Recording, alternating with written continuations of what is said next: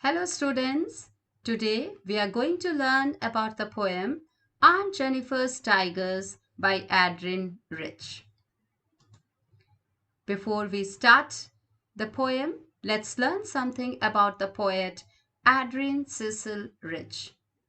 She was an American poet, essayist, and feminist. Adrian Cecil Rich was born in Baltimore, Maryland, US on May 16 in the year 1929. She was called one of the most widely read and influential poets of the second half of the 20th century. She was credited with bringing the oppression of women to the forefront of the poetic discourse. She wrote mainly poems and in the non-fiction form, the genre that she belonged to. Her notable works include Diving into the Wreck and The Trees. The notable awards that she received include National Book Award in the year 1974, Bolligen Prize in the year 2003, and Griffin Poetry Prize in 2010.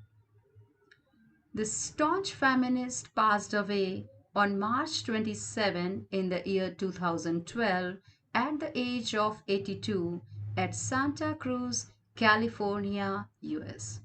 I'm sure you will remember some of the details of Adrian Cecil Rich. Students, as you know, this poem is titled as Aunt Jennifer's Tigers and it deals with the life of the women, the constraints of marriage a woman undergoes in her married life. The things have changed now, but in olden days it wasn't so. Women were suppressed, they were oppressed, they lived in a very fearful state. Helpless, timid, they could not raise their voice, and they were dominated by their husband. Now you can see around them, girls and boys equally, they are studying, they are provided with all the facilities by their parents, and there is hardly any discrimination between boys and girls when it comes to the education. But in olden days, it wasn't so. So the poem basically reflects the situation of the women in the past. In today's scenario, wherever you can see education is less, many parts of our own country, women are still living within the four walls of their house with no voice at all. So you can experience maybe in the cities and all, you cannot come across such women, but in the rural area, still this theme echoes in many homes. Aunt Jennifer's Tigers was composed in the year 1951 by Adrian Rich. She is widely known for her involvement in contemporary women's movement as a poet and theorist. She has published 19 volumes of poetry, 3 collections of essays, and other writings. A strong resistance to racism and militarism echoes through her work. The poem addresses the constraints of married life a woman experiences. It appeared in her first published book of poems, A Change of World.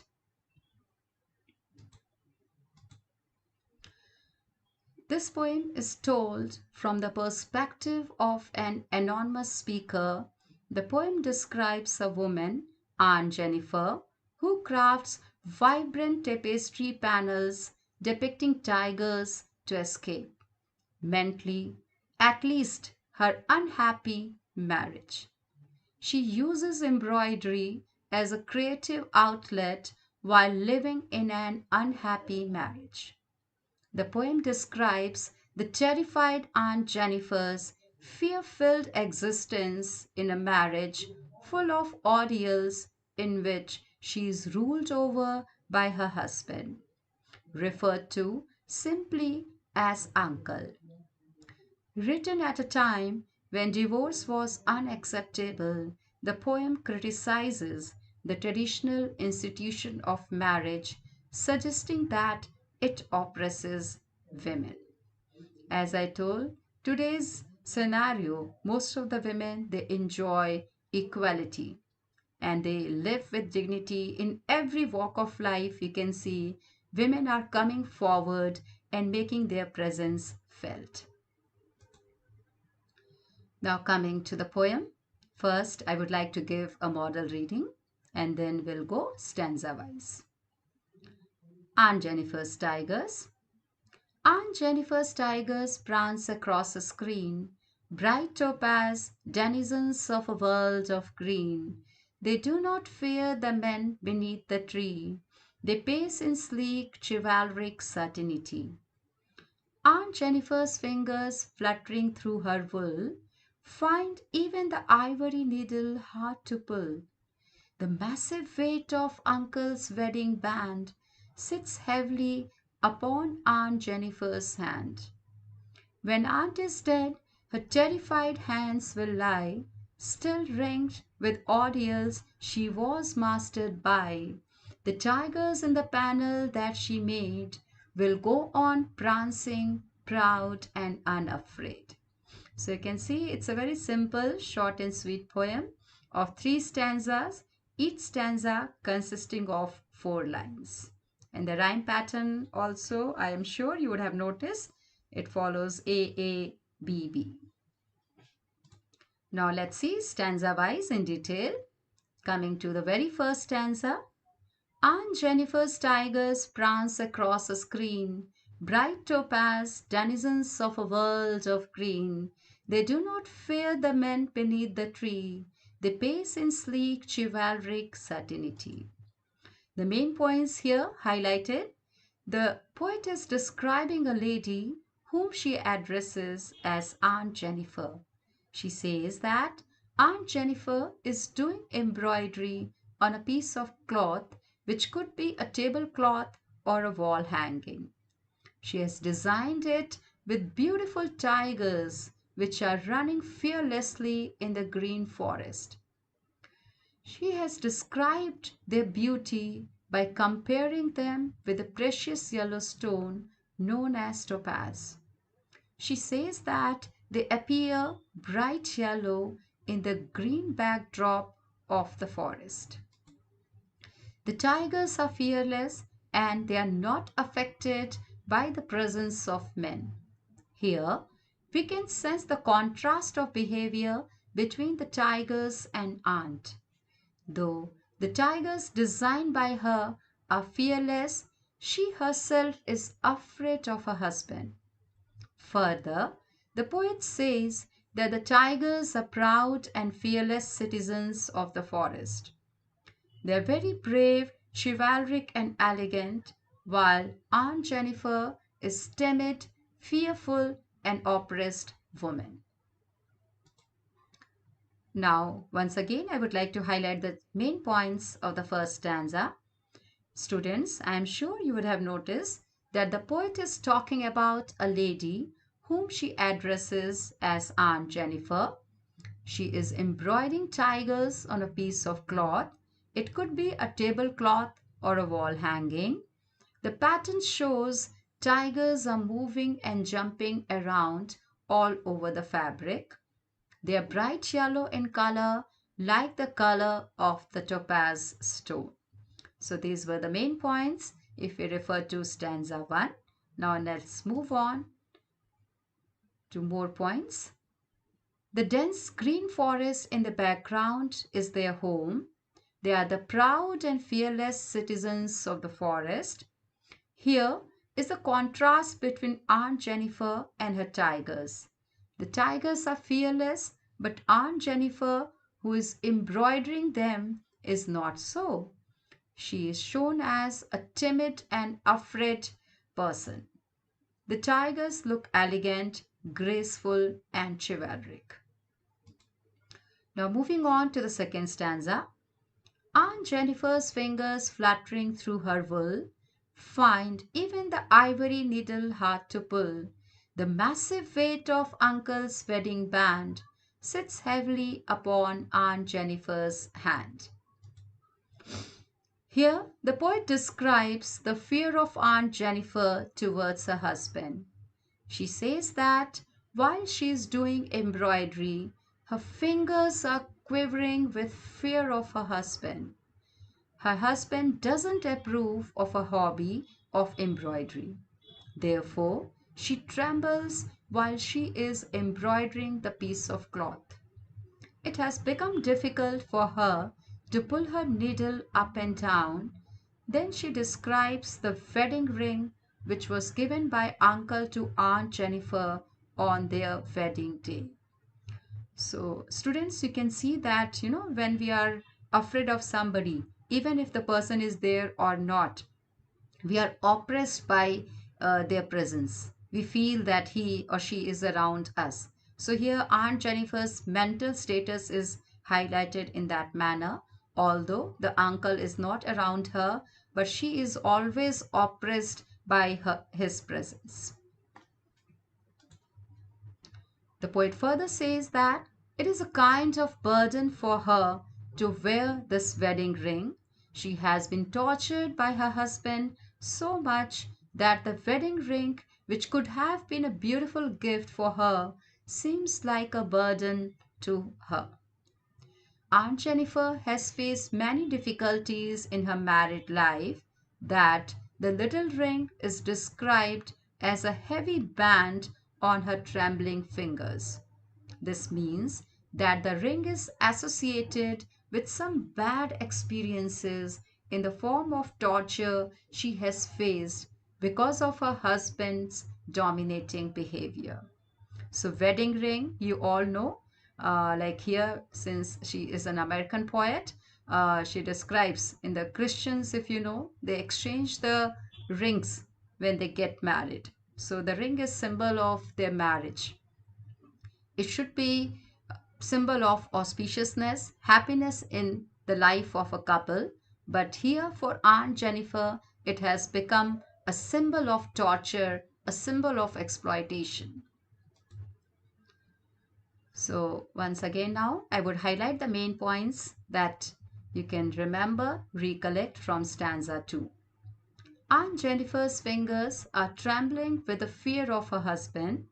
She is pursuing her hobby in her free time, but probably she is still afraid of her husband who could scold her. Her fingers are so tired of working endlessly all her life. The needle seems to be very heavy for her to pull out of the cloth. So, this is mainly because of the burden, because of the stress, the fear that she lives in. The phrase uncle's wedding band refers to the wedding ring gifted by her husband. It is his till today, as Aunt Jennifer does not enjoy any freedom. Aunt Jennifer is completely dependent on her husband. She is still burdened by the weight of the ring. Weight here refers to the encirclement or trapping that has fallen upon her by getting married to uncle. She has been burdened by the obligations of married life. She has been living a demanding life due to which she has worn out in her old age. Students, you would have seen the circus, the ringmaster, how he tames the animals. So here that ring word, it is used as a symbol also that Aunt Jennifer's life is surrounded by the burdens, the ordeals, the hardships that she is being subjected to by her dominant husband. Now coming to the last stanza. When aunt is dead, her terrified hands will lie, still ringed with ordeals she was mastered by.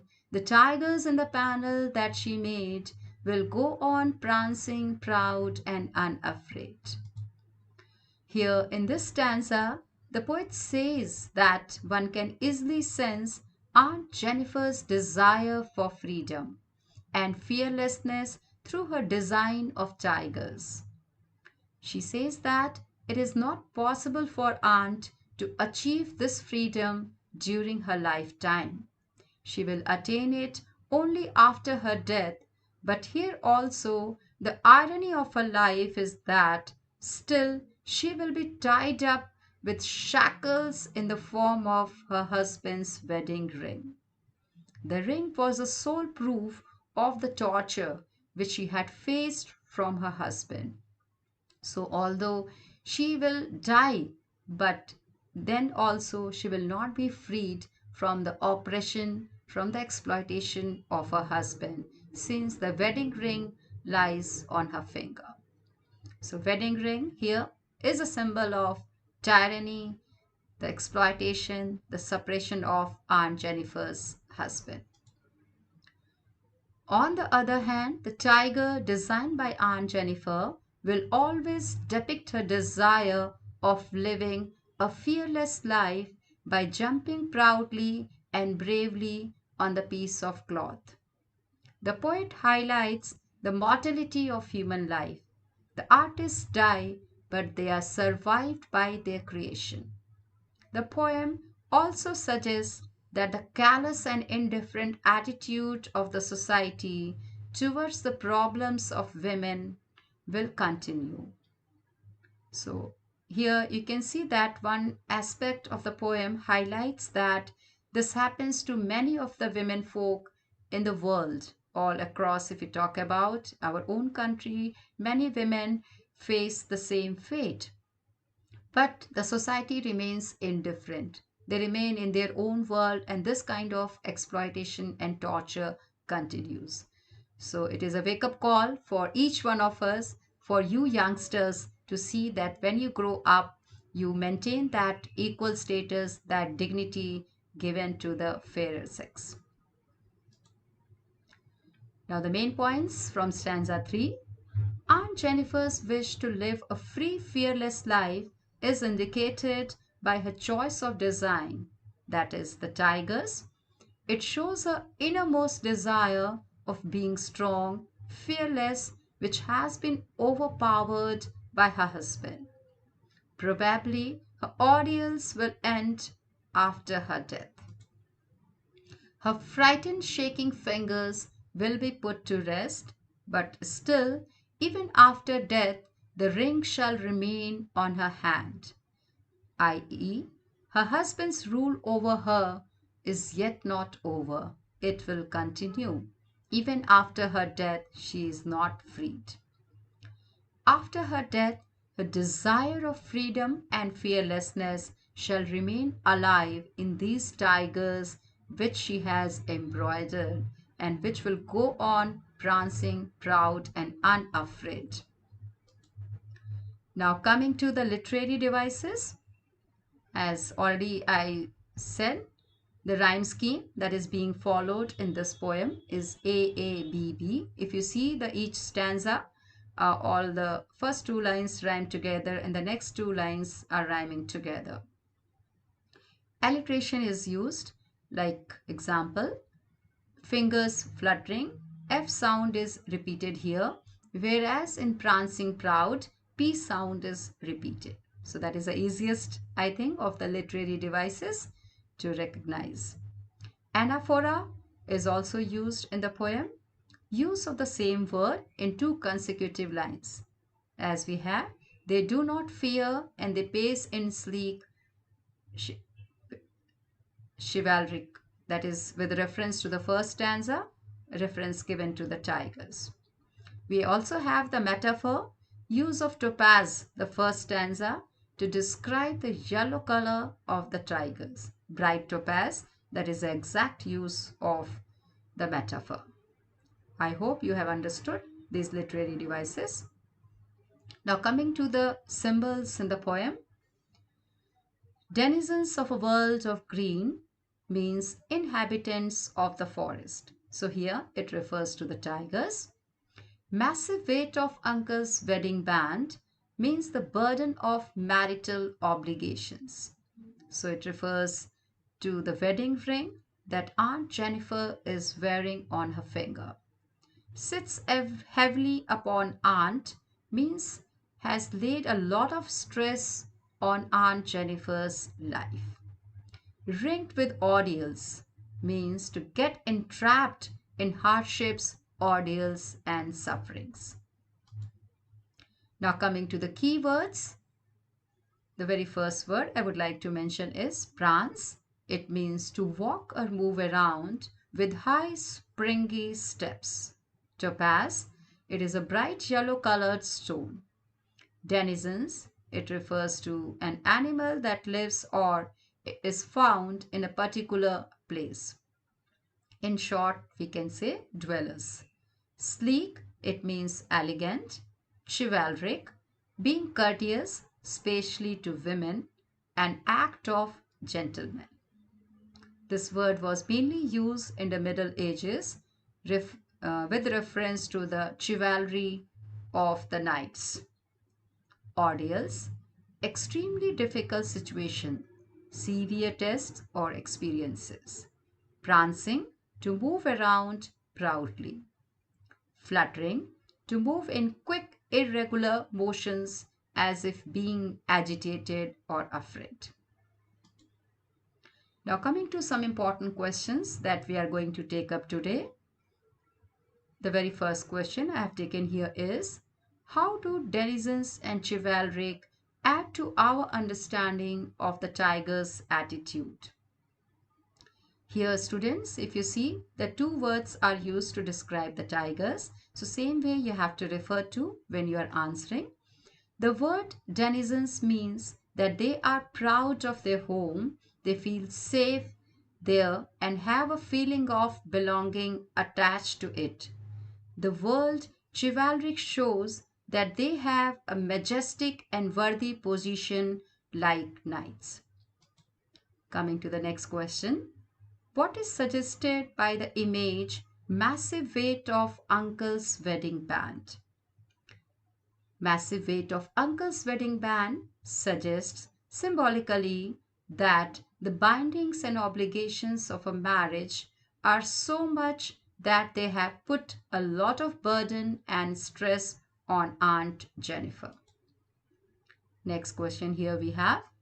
Why do you think Aunt Jennifer's hands are fluttering through her wool in the second stanza? Why is she finding the needle so hard to pull?